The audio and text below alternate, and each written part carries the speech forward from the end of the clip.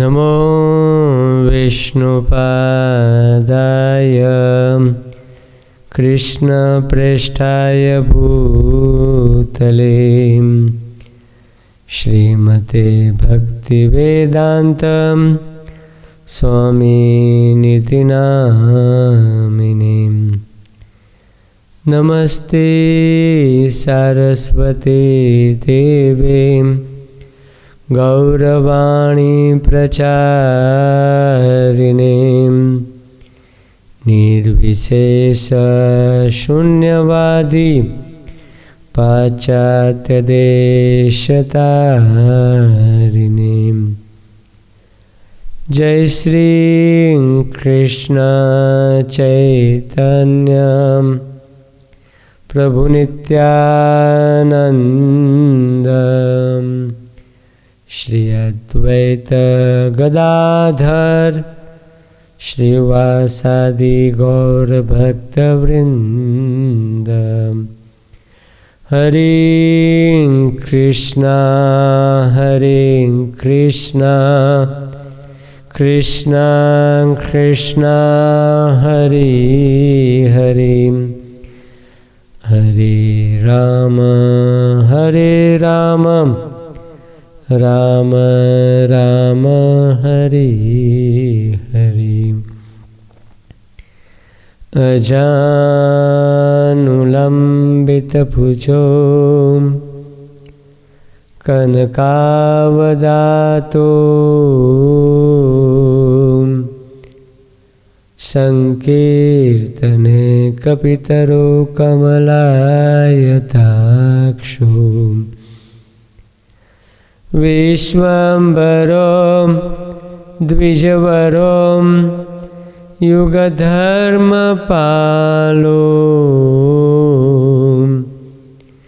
वन्दे जगत्प्रियकरो करुणावतारो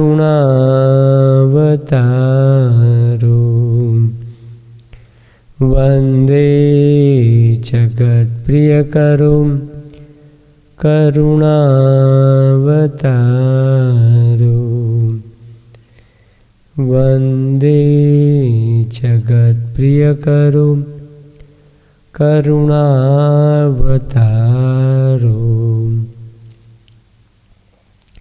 हरे कृष्णा।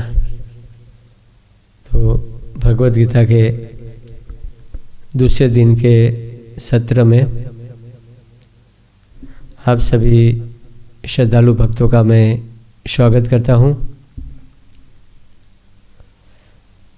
पिछली बार हमने भगवद गीता का जो परिचय के बारे में श्रवण किया था।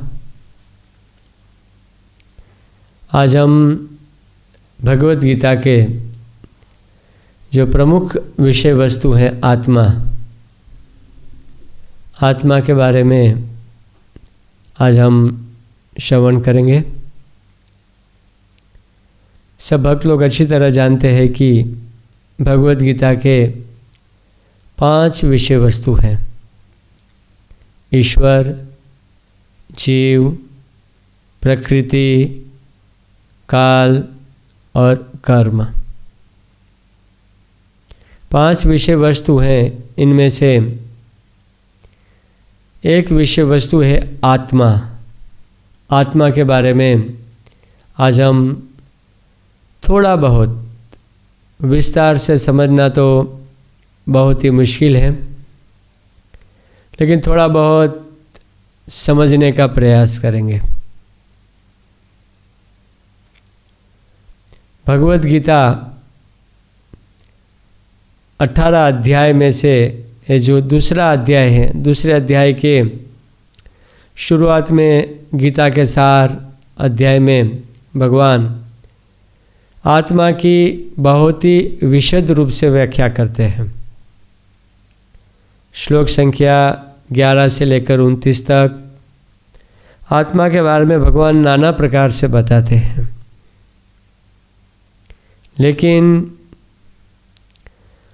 हम गीता पढ़ते हैं, भागवत पढ़ते हैं, वैष्णव के मुख से पढ़ते हैं, सुनते हैं, श्री प्रभुपाद जी का प्रवचन भी सुनते हैं, लेकिन फिर भी इस बात को समझना बहुत ही मुश्किल है कि हम शरीर नहीं, हम आत्मा हैं। भक्तों, भगवत गीता की शुरुआत, आध्यात्मिक कार्य की शुरुआत, भक्ति की शुरुआत यहीं से होती है कि हम शरीर नहीं हैं, हम आत्मा हैं। शुरुआत भी यहाँ से है और अंत, इनका जो अंत जो है वो भी यही रहता है हमेशा।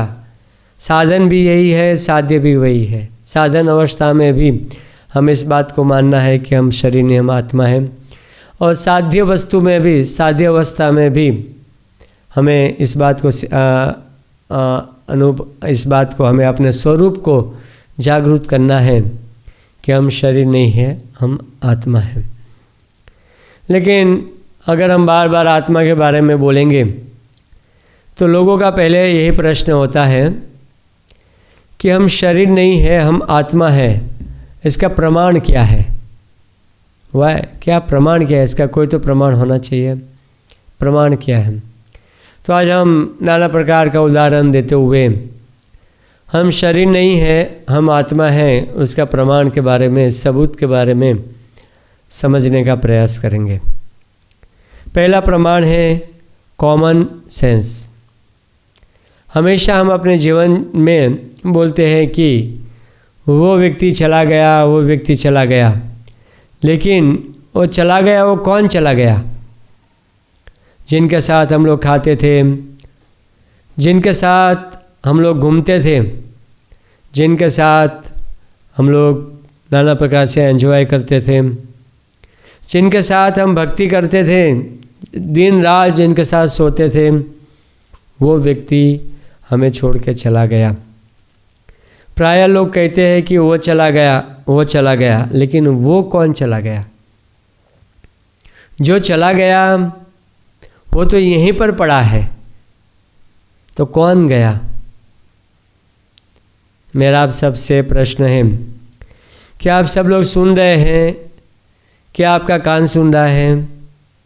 आप लोग देख रहे हैं? क्या आपकी आंखें देख रही है? ऐसा नहीं है। प्राय हम लोगों से पूछे कि आप सुन रहे, कौन सुन रहे? बोला कान सुन रहे। आप कैसे देख रहे हो? वो कहता है आँखों से देख रहा हूँ। तो क्या आँख सुनता है, कान देखती है क्या? कौन देखता है? हमारा ये प्रश्न है कि वास्तव में कौन देखता है? उदाहरण के लिए, जो व्यक्ति हमारे बातों को दिन रात सुनता था, वो व्यक्ति का कान भी यहीं पर है, आँख भी वहीं पर है, तो अभी क्यों नहीं देखता है वो? अभी क्यों नहीं वो सुनता है वो? क्योंकि वास्तव में देखा जाए, अगर हम विचार करें, तो जो देखता है वो आत्मा देखता है। जिस शरीर से दिन रात देखते थे, खाते थे, सुनते थे, वो शरीर वहीं पड़ा है, चलते थे, लेकिन आज वो शरीर को चलाने वाला जो आत्मा नहीं है, तो वो व्यक्ति जो है वो देख नहीं पा रहा है। तो हम हमेशा अपने जीवन में वो बोलते हैं कि वो व्यक्ति चला गया, वो व्यक्ति चला गया, तो वो कौन गया? वो आत्मा चला गया। बाकी वो शरीर तो जिनके साथ हम दिन रात रहते थे, यहीं पर पड़ा है। तो पहला प्रमाण है कि हम कॉमन सेंस के द्वारा हम लोग समझ सकते हैं कि हम लोग शरीर नहीं हैं, हम आत्मा हैं। हम शरीर नहीं हैं, हम आत्मा हैं। उसका दूसरा प्रमाण है बोधात्मक ज्ञान। बोधात्मक ज्ञान के द्वारा हम लोग समझ सकते हैं कि हम शरीर नहीं, हम आत्मा हैं। तो बोधात्मक ज्ञान क्या है? श्री प्रभुपाद जी एक गुरुकुल में गए और गुरुकुल के स्टूडेंट से प्रभुपाद जी पूछते हैं, एक लड़का को खड़ा करते हैं, स्टूडेंट को खड़ा करते हुए प्रभुपाद जी कहते हैं, ये बॉल पेन किसकी है? सब लोग बड़े ही आश्चर्य में आ जाते हैं कि स्वामी जी ऐसा प्रश्न क्यों करते हैं। उसको भी बड़ा आश्चर्य हुआ, स्वामी जी ऐसा प्रश्न क्यों करते हैं। उन्होंने कहा, स्वामी जी मेरा पेन है, इसमें कोई बड़ी बात है क्या? प्रभुपाद जी ने पूछा कि ये किताब किसकी है? वो कहता है स्वामी जी मेरी किताब है, उसमें कोई पूछने की बात है? प्रभुपाद जी कहते हैं कि एक बैग किसका है? मेरा स्कूल बैग है, इसमें कोई पूछने की बात है? प्रभुपाद जी कहते हैं पेन तुम्हारा है, ये किताब आपका है, ये बैग आपका है, तो ये आपने जो पहने वस्त्र, ऊपर टी शर्ट पहने, टी शर्ट किसका है? वो व्यक्ति कहता है टी शर्ट मेरा है, सब स्टूडेंट को देख के, ये तो मेरा है। तो वो टी शर्ट आपका है तो पैंट किसका? बोला पैंट भी मेरा है। ओह अच्छा पैंट आपका है तो ये हाथ किसका है? बोला हाथ भी मेरा है। तो हाथ आपका है तो फिर ये पैर भी मेरा। तो शरीर किसका है? वो कहता है शरीर मेरा है। बोले तुम कौन हो? वो एकदम शर्मा गया। हाथ मेरा, पैर मेरा, शरीर मेरा, तो मैं शरीर से कोई और व्यक्ति हूँ। सीधी सी बात है, हर चीज़ मेरी, तो मैं कौन हूँ? सबसे बड़ा विषय वस्तु है, सब चीज़ मेरी है, तो मैं कौन हूँ? ये है बोधात्मक ज्ञान। बोधात्मक ज्ञान के द्वारा हम लोग समझ सकते हैं कि हम शरीर नहीं है, हम लोग आत्मा है। तीसरा प्रमाण है चेतना। चेतना के द्वारा हम लोग समझ सकते हैं कि हम लोग शरीर नहीं, हम आत्मा है। चेतना कॉन्शसनेस के माध्यम से आसानी से समझ सकते हैं।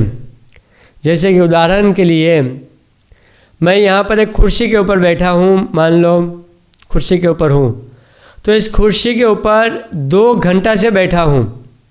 क्या कुर्सी इसका रिप्लाई देगी क्या? कोई जवाब देगी क्या?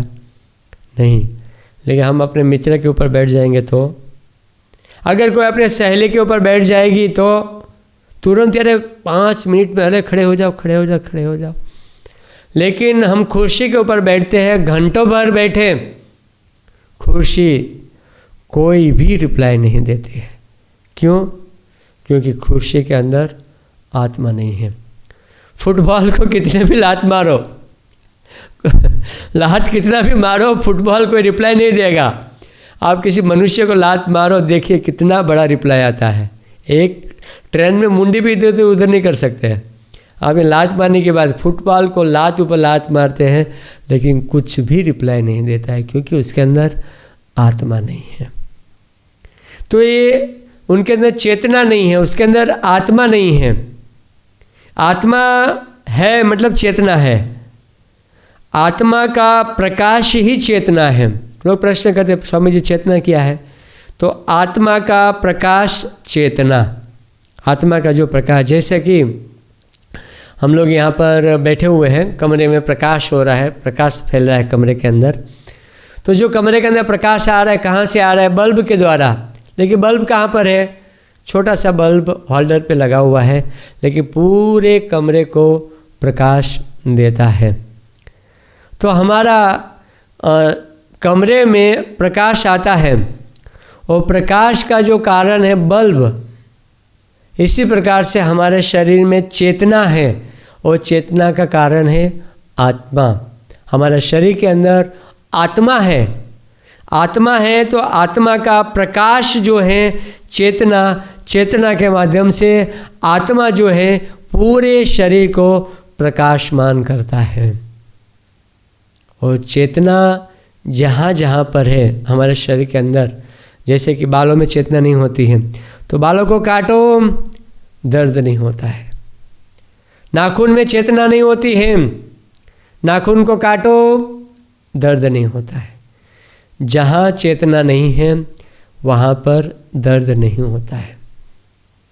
तो जहाँ तक खून, ब्लड प्रवाहित होता है, वहाँ तक चेतना का प्रभाव है, चेतना है। आत्मा जो है हमारा हृदय में छोटा सा बाल के अग्रभाग का 100वां टुकड़ा किया जाए, इतना छोटा सा आत्मा हमारे हृदय में बैठे हुआ है। और इसी आत्मा का जो प्रकाश है, जिस प्रकार से भगवान भगवद गीता में कहते हैं कि सूर्य जो होता है आकाश में है और पूरे ब्रह्मांड को प्रकाशित करता रहता है, उसी प्रकार से आत्मा हमारे हृदय में बैठ के पूरा शरीर को प्रकाश के द्वारा, चेतना के द्वारा, कॉन्शसनेस के द्वारा प्रकाशित करता रहता है। बहुत सुंदर भगवद गीता में भगवान इस चेतना के बारे में बताते हैं। पूरे ब्रह्मांड को प्रकाशित करता है सूर्य। हालांकि सूर्य जो है आकाश में, सूर्य लोक में अपने लोक पर है, लेकिन सारा ब्रह्मांड जो है प्रकाशित हो जाता है। इसी प्रकार से आत्मा हमारे हृदय में बैठा है और पूरे शरीर को प्रकाशमान करता है। तो हम शरीर नहीं हैं, हम आत्मा हैं। उसका चौथा प्रमाण है नियर डेथ एक्सपीरियंस, मृत्यु से पहले। कोई बता सकते हैं अपना मृत्यु से पहले का अनुभव?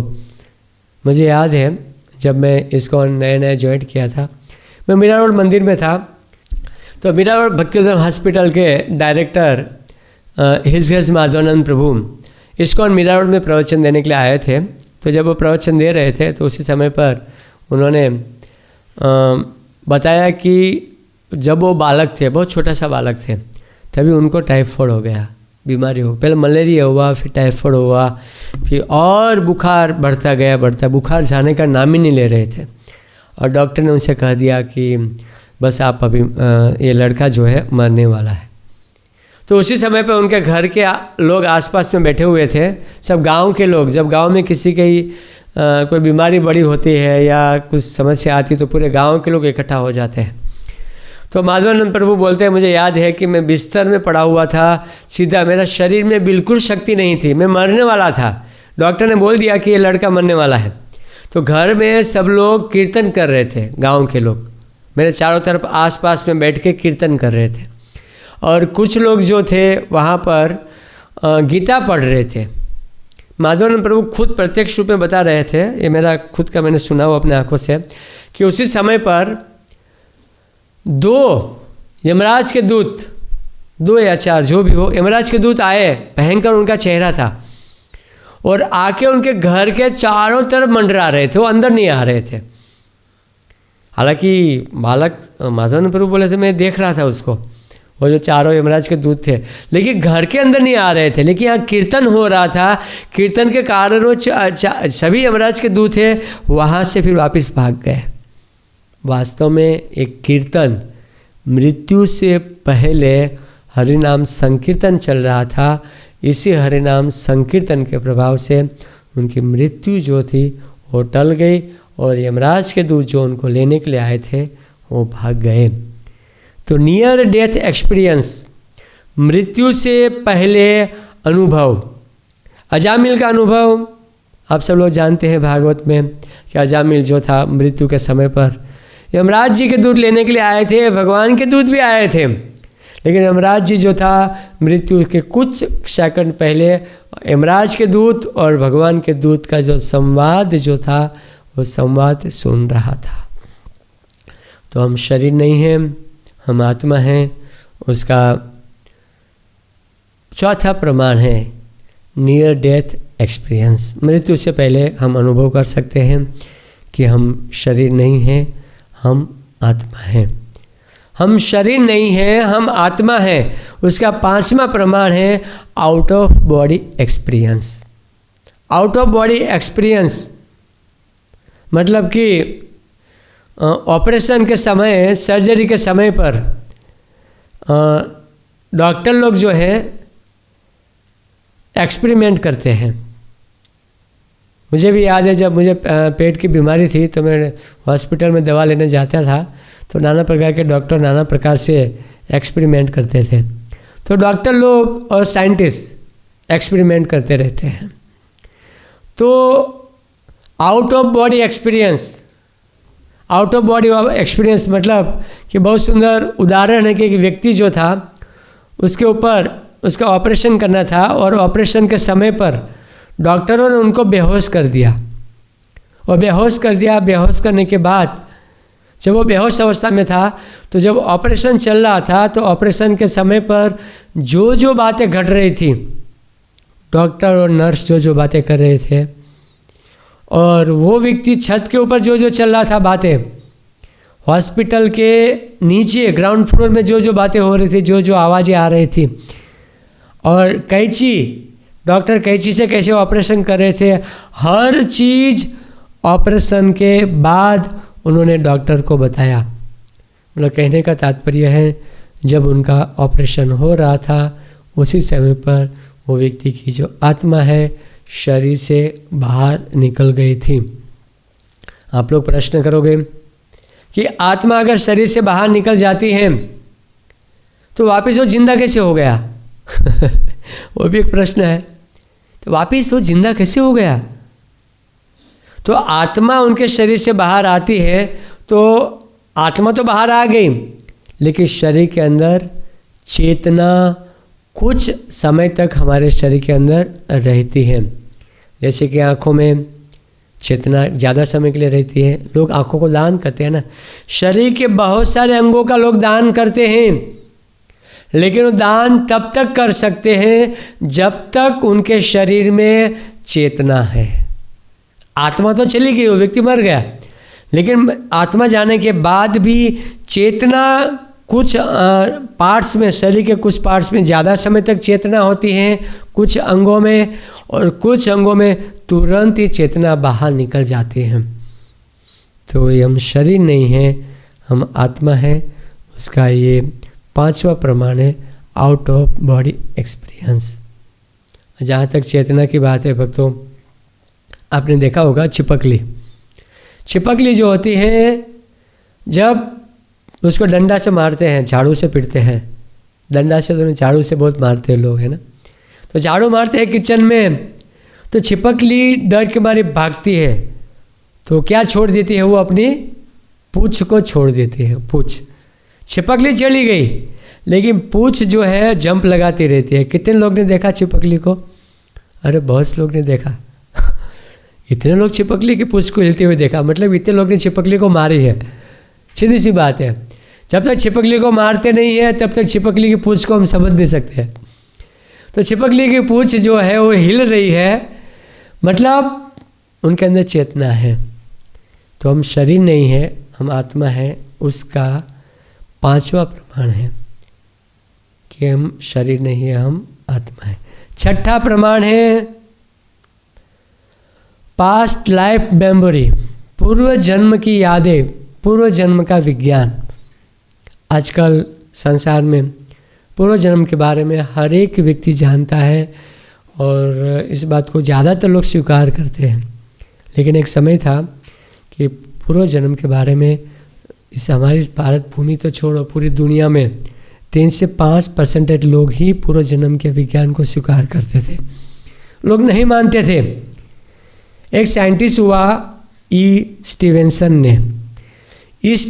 ने 2000 केस किताबों में लिखा और रिसर्च भी किया उन्होंने, साइंटिस्ट ने। और हर एक केस में हर एक गांव का नाम, हर एक व्यक्ति का नाम, एड्रेस के साथ, प्रमाण के साथ 2000 से अधिक केस लिखा है। बहुत सुंदर उसकी किताब है। आप गूगल में भी ई स्टीवेंसन का जो पूर्व जन्म के विज्ञान के बारे में सर्च करेंगे तो नाना प्रकार के लेख जो है आपको प्राप्त हो जाता है। भक्तों, हम लेख में नहीं जाएंगे, लेकिन हम कहने का तात्पर्य ये है कि उन्होंने सुंदर सुंदर लेख लिखा है जिसमें पुनर्जन्म का विज्ञान के बारे में, पूर्व जन्म का विज्ञान के बारे में नाना प्रकार का समझाया है। और प्रमाण देते हुए इससे हम समझ सकते हैं कि हम शरीर नहीं है, हम आत्मा हैं। यहाँ तक कि जब डॉक्टर जो होते हैं ना, या तो कभी कभी गाँव में है ना, कोई नौटंकी वगैरह खेलने के लिए लोग आते हैं तो हिप्नोसिस देते हैं, हिप्नोसिस करते हैं लोगों के ऊपर। हिप्नोसिस जब हिप्नोसिस करते हैं तो उस समय पर वो व्यक्ति कुछ पूर्व समय में चला जाता है, कुछ जन्म पहले पूर्व समय में वो चला जाता है। जब वो पूर्व समय में 20-30 साल, 40 साल, 50 साल पूर्व समय की जो कॉन्शसनेस या चेतना है उसमें चला जाता है। तो ये पुनर्जन्म के विज्ञान के बारे में बहुत सुंदर उदाहरण देते हैं आप सब भक्तों को कि एक महिला थी जो फ्रांस की रहने वाली थी और उनको हिप्नोसिस के द्वारा 40 साल पीछे कर दिया, 40 से 45 साल पीछे। और जब वो पीछे उनको किया तो वो पुनर्जन्म में, उसके पूर्व जन्म में चली गई और फ्रांस की रहने वाली थी और जापान की भाषा बोलने लग गई। बड़ा आश्चर्य हुआ वहाँ पर जितने भी उपस्थित थे। और जापान में अपना शहर का नाम, अपने गांव का नाम, कहाँ की रहने वाली है, हर चीज़ उन्होंने बताया। कहने का तात्पर्य है कि हमें पुनर्जन्म का जो विज्ञान है उसको हमें स्वीकार करना होगा। ये सारी चीज़ें हैं वो हमारे इस वैदिक शास्त्रों में दी गई हैं, और वैदिक शास्त्रों में जो भी दिया गया है उसको हमें आंखें बंद करके, उनको रिसर्च करने की आवश्यकता नहीं है, उनको हमें आंखें बंद करके हमें स्वीकार करना है। और भी बहुत सुंदर कथा थी। शुक्ला नाम की लड़की थी बिहार में, तो उनको भी पूर्व जन्म के विज्ञान के बारे में, छोटी बालिका थी लेकिन पूर्व जन्म में उनका पति कौन थे, वो क्या क्या खाते थे, उनका जन्म कौन से गांव में हुआ था, कहाँ की रहने वाली थी, उसके माता पिता कौन थे, वो हर चीज़ वो बचपन में बताती थी। उसका पिताजी को लगा बालिका है, बड़ी होकर भूल जाएगी, लेकिन बड़ा होने के बाद भी वो वैसे बातें करते थे। उनके पिताजी ने रिसर्च किया, रिसर्च करके जब मालूम पड़ा कि इस गांव में इस नाम की एक महिला थी, उनका मृत्यु हो गया था, और वही महिला जो थी यहाँ पे शुक्ला नाम की लड़की बन के उन्होंने दूसरा जन्म लिया था। तो भक्तों, हम लोग समझ सकते हैं इस नाना प्रकार के उदाहरण के द्वारा कि हम शरीर नहीं हैं, हम आत्मा हैं, और आत्मा का जो प्रमाण है चेतना, चेतना के माध्यम से हम लोग समझ सकते हैं कि हम लोग शरीर नहीं है, हम लोग आत्मा है। तो हम शरीर नहीं हैं, हम आत्मा हैं। चलो इस बात को हम लोग स्वीकार करते हैं, लेकिन लोग प्रश्न करते हैं कि प्रभु जी, तो इस शरीर के अंदर क्या है? ये शरीर जो चमड़े का थैला है, इस थैले के अंदर है क्या? हाथी की तरह कभी किसी का शरीर होता है, किसी का शरीर चींटी की तरह होता है। तो इस शरीर में क्या है? चींटी के शरीर में क्या है? हाथी के शरीर में क्या है? मनुष्य के शरीर में क्या है? इस शरीर के अंदर क्या है? आत्मा तो है, लेकिन और भी कोई चीज़ें है क्या? ऐसा अगर हमारे पास प्रश्न होता है तो इस शरीर के अंदर अगर हम शांति से विचार करें तो शरीर के अंदर 5 चीज़ें हैं: पृथ्वी, जल, अग्नि, वायु, आकाश, और 3 चीज़ें जो सूक्ष्म है, मन, बुद्धि, अहंकार, और 2 चीज़ें हैं, आत्मा और परमात्मा। 5, 3, 8, 10। इस शरीर के अंदर 10 चीज़ें हैं, लेकिन इनमें से 5 चीज़ों के बारे में भगवान स्वयं कहते हैं, भूमि रापनलो वायु खम मन बुद्धि एवच अहंकार इतियम में भिन्ना प्रकृति अष्टधा। ये पृथ्वी, जल, अग्नि, वायु, आकाश, मन, बुद्धि और अहंकार, ये मेरी दूसरी प्रकृति, दूसरी शक्ति है, मेरी परा प्रकृति है मेरी। भिन्ना प्रकृति, मुझसे अभिन्न है, मुझसे ही प्रकट हुई है। भगवान कहते हैं ये जो प्रकृति है, शक्ति है, भौतिक जगत है, वो मैंने प्रकट किया है।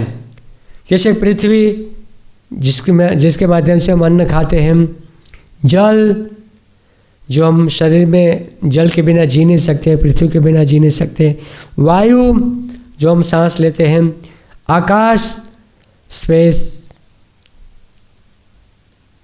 अग्नि जो हम जो भी खाते हैं डाइजेशन करते हैं। तो ये 5 तत्व जो है हमारे शरीर के अंदर स्थूल तत्व है, लेकिन 5 तत्व से परे एक सूक्ष्म तत्व है, 3, वो है मन, बुद्धि और अहंकार। वो हमारा शरीर के अंदर रहता है।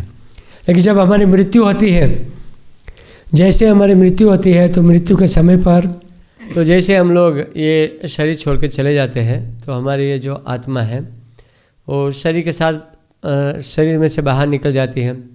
तो 5 चीज़ें जो होते हैं, 5 चीज़ें जो होता है, पृथ्वी, जल, अग्नि, वायु, आकाश, तो 5 चीज़ें जो है हम यहीं छोड़ देते हैं। लेकिन मन, बुद्धि, अहंकार, ये जो सूक्ष्म शरीर जो है वो आत्मा के साथ में चला जाता है। तो सूक्ष्म शरीर में देखा जाए तो 3 चीज़ें हैं, मन, बुद्धि और अहंकार। तो मन जो है वो हमारा कभी कभी लोग कहते हैं, साइंटिस्ट लोग, कि मन जो है मस्तिष्क ही सब कुछ है, लेकिन मस्तिष्क के ऊपर मन है। इस मन को आजकल संशोधन करना बहुत ही मुश्किल हो गया है। लेकिन मन के बारे में हमें शास्त्रों के द्वारा स्वीकार करना है इस मन के अस्तित्व को। हालांकि मन को हम देख नहीं सकते, बहुत सारी चीज़ें ऐसी हैं जो इस संसार में हम लोग देख नहीं सकते। वैसे ही मन को देखना बहुत ही नामुमकिन है, लेकिन हम अपने अनुभव के द्वारा हम बता सकते हैं कि हमारे शरीर के अंदर मन है। मन का काम है थॉट, सोचना और विचार करना, अनुभव करना और निश्चय करना। 3 चीज़ें जो है हमारे मन के अंदर रहती हैं।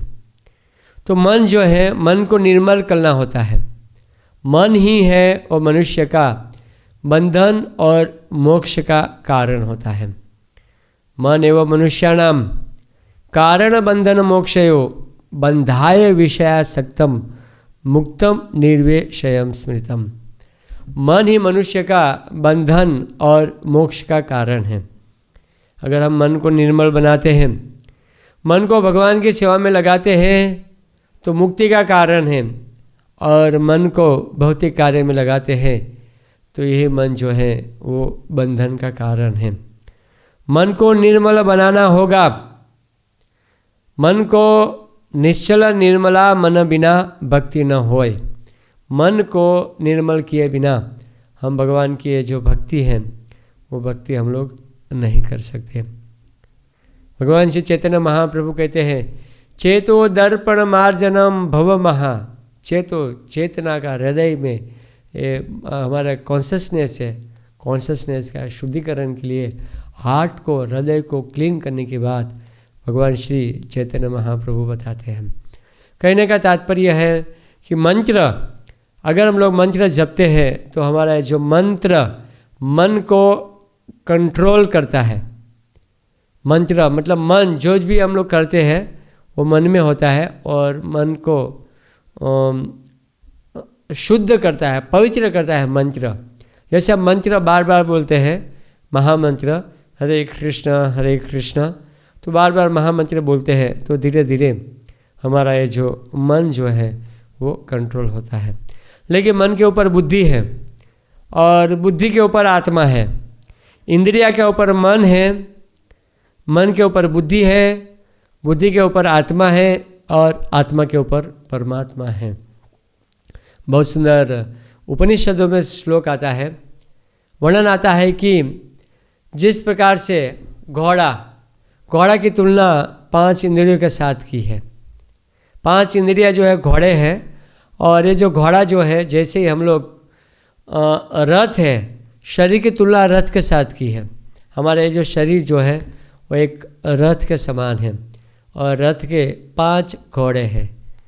तो 5 घोड़े हैं और लगाम जो है मन है और बुद्धि जो है वो सारथी है ना। एक रथ के साथ तुलना की है तो बुद्धि सारथी है। तो बुद्धि क्या करता है, लगाम को, सारथी क्या करता है, लगाम को खींचता है। तो मन जो है लगाम के साथ तुलना की है। तो बुद्धि जो है मन को कंट्रोल करता है, मन को खींचता है। और जैसे मन को बुद्धि कंट्रोल करती है बुद्धि, तो तुरंत ही हमारी जो ये इंद्रियां जो है वो पीछे पीछे तुरंत ही वश में हो जाती है। तो ये उपनिषद में वर्णन आता है कि ये जो, अगर हमारी बुद्धि कमज़ोर है, मान लो किसी की बुद्धि कमज़ोर है, तो मन को कंट्रोल नहीं कर पाएंगे।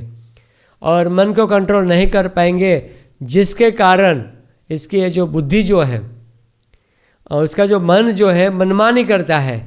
मेरी मर्जी, मैं चाहे ये करूँ, मैं चाहे वो करूँ, मेरी मर्जी।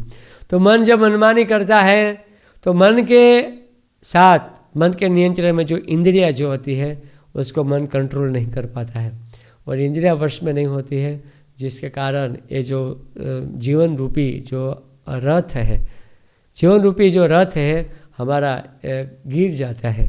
रथ खड्डा आता है और बहुत से खड्डे में जाके ये जो रथ है वो खड्डे में जाके गिर जाता है। कहने का तात्पर्य है कि हमारे 5 इंद्रियां जो है, इंद्रियों को कंट्रोल करना बहुत ही मुश्किल है। लेकिन एक इंद्रिया भी अगर कंट्रोल नहीं होती है तो हमें हमारा नर्क में जाना या तो पतन होने का कारण बनता है। तो इंद्रियों के ऊपर मन है, मन के ऊपर बुद्धि है और बुद्धि के ऊपर आत्मा है और आत्मा के ऊपर परमात्मा है। भगवद गीता के 3 अध्याय में अंत में ये सब चीज़ों के बारे में विस्तार से वर्णन प्राप्त होता है, लेकिन हमारे यहाँ पर विषय है कि मन को हमें कंट्रोल करना चाहिए। मन के ऊपर बुद्धि है और बुद्धि के ऊपर आत्मा है। तो अभी तक हमने 5 भौतिक विषय, पृथ्वी, जल, अग्नि, वायु, आकाश, मन, बुद्धि, पृथ्वी, जल, अग्नि, वायु, आकाश, 5 तत्वों के बारे में, और 5 सूक्ष्म तत्व मन, बुद्धि और अहंकार। अहंकार जो है वो अहंकार के द्वारा हम अपनी पहचान करते हैं, मिथ्या पहचान करते हैं। जैसे हम सो जाते हैं तो अहंकार भी सो जाता है, और जैसे हम लोग सुबह उठते हैं तो अहंकार भी हमारा जो है वो सुबह में उठता है। अहंकार के द्वारा हम अपनी मिथ्या पहचान करते हैं कि मैं स्त्री हूँ, मैं पुरुष हूँ, मैं उसका पति हूँ, मैं उसका पुत्र हूँ, कि मैं ये चिंटू हूँ, मैं पिंटू हूँ, मैं डॉक्टर हूँ, मैं इंजीनियर हूँ। ये सारी चीज़ें अपनी पहचान है वो मिथ्या अहंकार के द्वारा ही प्राप्त होता है। लेकिन इसे अहंकार के ऊपर 5 स्थूल चीज़, 3 सूक्ष्म चीज़ और 5 से 3 8 9वां चीज़ है आत्मा। पृथ्वी, जल, अग्नि, वायु, आकाश 5, मन, बुद्धि, अहंकार 3 8 और 9वां चीज़ है आत्मा। तो आत्मा जिसके बारे में हम लोग सुनने के लिए बैठे हैं, आत्मा जो है वो शरीर का एक बहुत महत्वपूर्ण वस्तु है और परमात्मा का वो अंश है। परमात्मा की तुलना उपनिषदों में एक मशीन के साथ की है, और आत्मा इनका अंश एक नट बोल्ट की तरह होता है, और आत्मा बिल्कुल छोटा होता है। परमात्मा महान है, लेकिन आत्मा जो है विभु है, और आत्मा जो है वो लघु है। परमात्मा जो है विभु है और आत्मा जो है वो लघु है, बहुत छोटा होता है। यहाँ तक कि उपनिषदों में उनके साइज के बारे में बहुत सुंदर रूप से वर्णन प्राप्त होता है। बालाग्रशत भागस्य सतधा कल्पितस्य च भागो जीवः स विज्ञेयः स चान्नित्याय कल्पते। बालाग्रशत भागस्य, बाल के अग्र भाग को अगर आप 100 टुकड़ा करते हैं तो इसी 100 टुकड़ों में से अग्र भाग जो होता है इसका 100 टुकड़ा करो, इतना छोटा आत्मा है। लेकिन भक्तों, आत्मा की जो साइज है इतनी छोटी नहीं है। आत्मा इससे भी छोटा है, ये जो आत्मा है इससे भी छोटा है। लेकिन उदाहरण देने के लिए, क्योंकि हमारी बुद्धि जो भौतिक है, तो भौतिक बुद्धि के द्वारा आध्यात्मिक वस्तु को समझने के लिए हमें भौतिक ही उदाहरण दिया जाता है। अगर वास्तव में देखा जाए तो आत्मा की साइज इससे भी छोटा है, और कितना छोटा है उनको हमारी भौतिक बुद्धि के द्वारा समझना बहुत ही मुश्किल है। उदाहरण के लिए एक मेढक होता है। मेढक जो है वो समुद्र का मेढक है, गलती से कुएं में आ जाता है। तो समुद्र का मेढक जब कुएं में आता है तो कुएं का मेढक समुद्र के बारे में पूछता है कि समुद्र कितना बड़ा है। तो समुद्र से आने वाला मेढक बताते हैं कि समुद्र इतना विशाल है, इतना विशाल है। तो जो कुआं का मेढक है वो अपनी बुद्धि से समझता है कि इस कुएं के, ये जो कुएं है, ये कुआं का डबल, ट्रिपल, फोर्थ बड़ा होगा समुद्र। लेकिन आप समझ सकते हैं कि छोटा जो कुएं जो होता है इससे समुद्र कितना विशाल जो होता है। तो मेढक के द्वारा, इस मेढक के उदाहरण के द्वारा हम लोग समझ सकते हैं कि हम भौतिक बुद्धि के द्वारा, हमारी मेढक की तरह छोटी बुद्धि है, और इस छोटी बुद्धि के द्वारा आत्म तत्व को समझना बहुत मुश्किल है। भगवान स्वयं कहते हैं, नैनम छिदन्ति शस्त्राणि नैनम दहति पावकः न चैनम कलेदन्त्यापो न शोषयति मारुतः। ये आत्मा जो है उनको हम किसी भी प्रकार के कोई भी अस्त्र के द्वारा छिन्न भिन्न नहीं कर सकते। अग्नि के द्वारा जला नहीं सकते, जल के द्वारा भिगा नहीं सकते, और वायु के द्वारा सुखा नहीं सकते। वंशास्य जीर्णानि यथा विहाय नवानि गृणानि नरोपराणि। जिस प्रकार से शरीर में से आत्मा, एक शरीर से दूसरे शरीर में आत्मा चली जाती है, इसी प्रकार से हमारे जो वस्त्र हैं, जिस प्रकार से पुराना वस्त्र को त्याग करके हम दूसरा वस्त्र धारण करते हैं, इसी प्रकार से यह जो आत्मा है पुराना शरीर को त्याग करता है और नया शरीर को स्वीकार करते हैं। तथा शरीराणि विहाय जीर्णान्य अन्यान्य संयाति नवानि देहि। जिस प्रकार से आत्मा ये शरीर छोड़ने के बाद दूसरा शरीर को स्वीकार करते हैं, उसी प्रकार से स्वीकार करते हैं। जिस प्रकार से हम अपने शरीर का कपड़ा, एक कपड़े निकालते हैं और दूसरे कपड़े को धारण करते हैं, उसी प्रकार से आत्मा एक शरीर को छोड़ के दूसरे शरीर को स्वीकार करते हैं। तो कितने शरीरों को स्वीकार करते हैं? जलजा नवलक्षाणी स्थावर लक्ष विशंति कृमयो रुद्र संख्या का पक्षिणाम 10 लक्षणाम 30 लक्षाणी पशुवा चतुर्लक्षाणी मानव। 84 लाख प्रकार की योनियाँ हैं और 84 लाख प्रकार की योनियों में, नाना प्रकार की योनियों में आत्मा जो है वो भ्रमण करता है और नाना प्रकार का ये जो शरीर है वो आत्मा जो है वो स्वीकार करता है। तो आत्मा जो है वो शरीर का ड्राइवर की तरह है, शरीर को चलाता है। हमारे साथ क्या होता है, ये जो शरीर जो है वो शरीर का देखभाल करते हैं, लेकिन शरीर को चलाने वाला आत्मा का हम लोग देखभाल नहीं करते हैं। शरीर को स्नान कराते हैं, शरीर के द्वारा नाना प्रकार की चीज़ें खाते हैं, स्नान कराते, खाना खाते, कपड़े पहनते, लेकिन शरीर को चलाने वाला, गाड़ी के लिए तो मेहनत करते हैं, लेकिन गाड़ी को चलाने वाला ड्राइवर के लिए हम लोग कुछ भी नहीं करते। वास्तव में देखा जाए तो ये सबसे बड़ी मूर्खता है। मूर्ख मानव है, ये मूर्ख है, बुद्धू है। जिस प्रकार से तोता होता है, पिंजरा के अंदर है, तो पिंजरे को कलर करेंगे लेकिन तोता को नहीं खिलाएंगे, तो कौन मूर्ख व्यक्ति है? वो पिंजरा को कलर कर रहा है लेकिन तोता को कुछ खिला नहीं रहा है। आत्मा के लिए हम कुछ भी नहीं करते हैं, लेकिन शरीर के लिए नाना प्रकार से हम लोग प्रयास करते हैं। लेकिन कितना भी प्रयास कर लो, इस संसार का पूरा भोग मिल जाए, संसार की सारी स्त्रियाँ, सारा पुरुष, सारा सुवर्ण, सारा सोना मिल जाए, फिर भी वो इंसान, एक इंसान को मिले, फिर भी वो इंसान कभी भी सुखी नहीं होगा। जिस प्रकार से मछली को आप एसी में डाल दो, मछली को आप 2-2 हज़ार की गुलाबी नोटों के बीच में डाल दो, मछली को आप बंगलों में रखो, गाड़ी में रखो, फिर भी मछली तड़पेगी जब तक मछली को पानी में नहीं डाला जाए।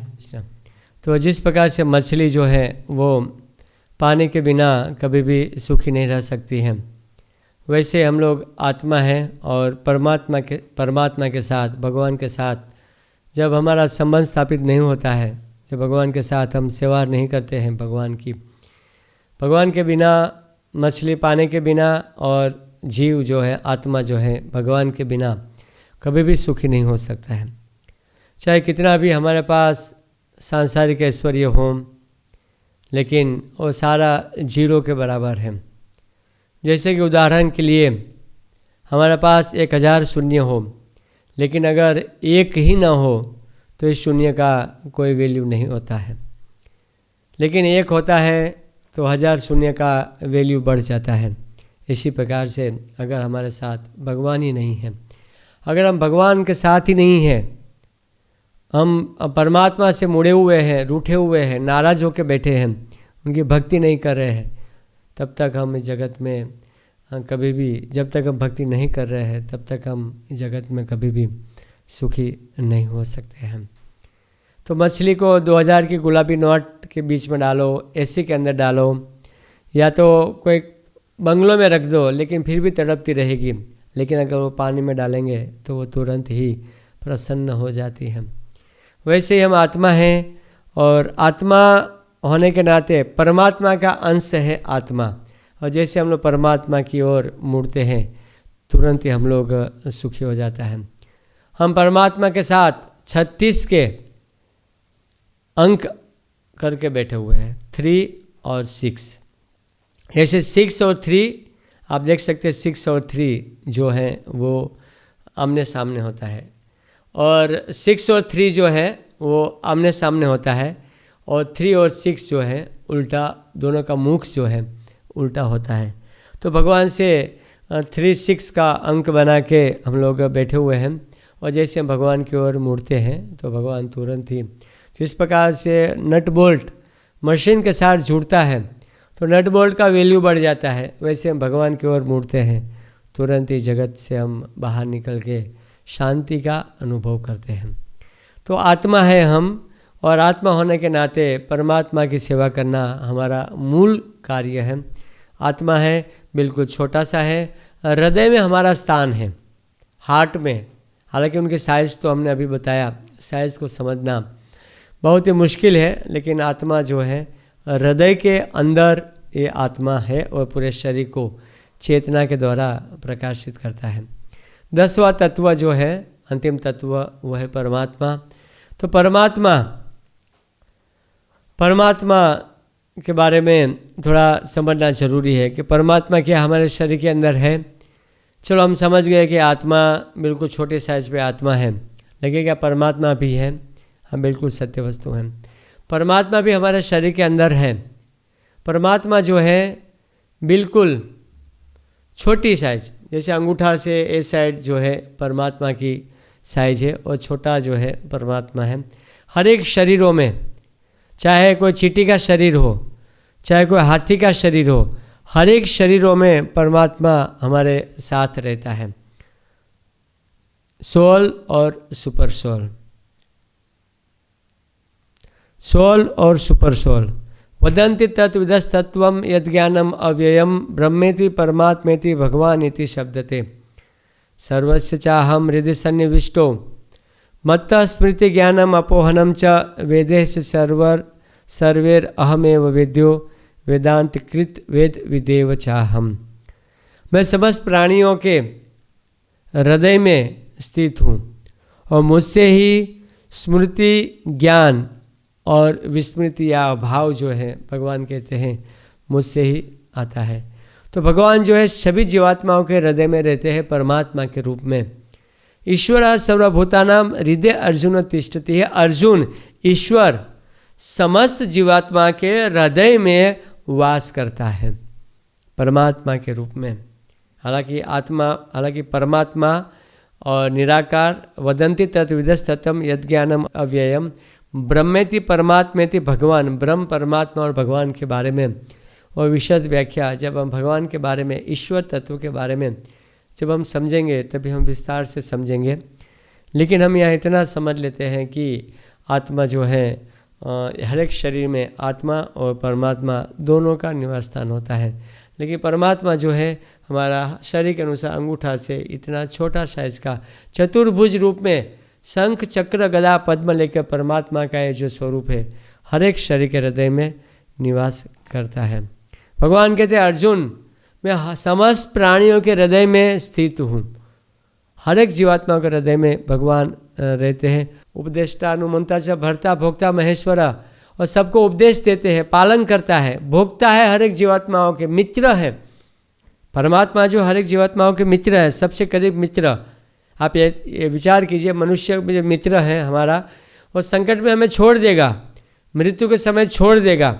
लेकिन परमात्मा ऐसा मित्र है कि हर एक योनियों में, चाहे कोई भी शरीर हो, अलग अलग शरीरों में, कोई भी शरीर में परमात्मा है, हमें नहीं छोड़ता है। चाहे कुत्ते का शरीर हो, चाहे चींटे का शरीर हो, चींटी का शरीर हो, चाहे हाथी का शरीर हो, हर एक शरीर में परमात्मा जो है हमारे साथ चलता है और हमारे ऊपर बार बार हमें प्रोत्साहन देते हैं कि हम उनकी ओर मुड़ के देखें और उनकी कृपा को समझें और उनकी भक्ति करें। लेकिन हम माया के कारण उनकी ओर साथ में ही है, लेकिन उल्टा मुख करके हम लोग बैठे हुए हैं और उनकी ओर मुड़ के देखते नहीं हैं। लेकिन जैसे हम भगवान के नाम का जप करना शुरुआत करते हैं, महामंत्र का उच्चारण करते हैं, और जैसे हम परमात्मा की ओर मुड़ते हैं, तुरंत ही भगवान जो है हमारी ओर देखते हैं। और हालांकि हमारी ओर देखते रहते, तुरंत ही भगवान जो है हमें अपने धाम में लेकर जाते हैं। और भौतिक जगत में ये जो जन्म मृत्यु जरा व्याधि का जितना भी हमारा चक्र है, सारा चक्र जो है हमारा खत्म हो जाता है। तो आज हमने भगवत गीता के जो 5 विषय वस्तु हैं, उसमें से एक बहुत ही महत्वपूर्ण विषय वस्तु आत्मा के बारे में श्रवण किया। आत्मा जो है बहुत ही छोटा है, हमारा बाल के अगर भाई के साइज का आत्मा है। और आत्मा का प्रमाण हमने समझा, 6 प्रमाण हमने प्रस्तुत किया एक एक करके कि हम शरीर नहीं है, हम आत्मा है। और आत्मा हमारे शरीर में कहाँ पे निवास स्थान है, उनके साइज क्या है, और भी हमारे शरीर के अंदर क्या क्या है, वो चीज़ों के बारे में हमने समझा।